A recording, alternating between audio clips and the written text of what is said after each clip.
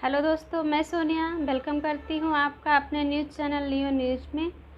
आज मैं आप लोगों के बीच आई हूँ एक नई अपडेट को लेकर के। जी हाँ, ये अपडेट है भोजपुरी के पावर स्टार पवन सिंह जी को लेकर के।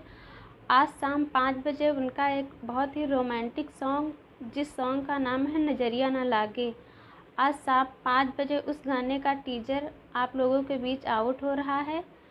तो दोस्तों, इस टीजर को PRA फिल्म के ऑफिशियल यूट्यूब चैनल से रिलीज़ किया जाएगा। दोस्तों, इस गाने को लिखा है प्रिंस प्रियदर्शी जी ने और म्यूजिक से सजाया है प्रियांशु सिंह जी ने।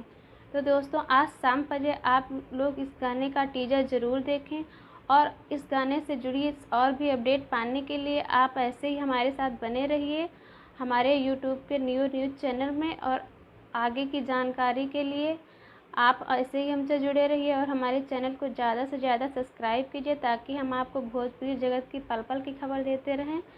फिर मिलते हैं एक नई अपडेट के साथ, तब तक के लिए आप देखते रहिए न्यू न्यूज़। धन्यवाद।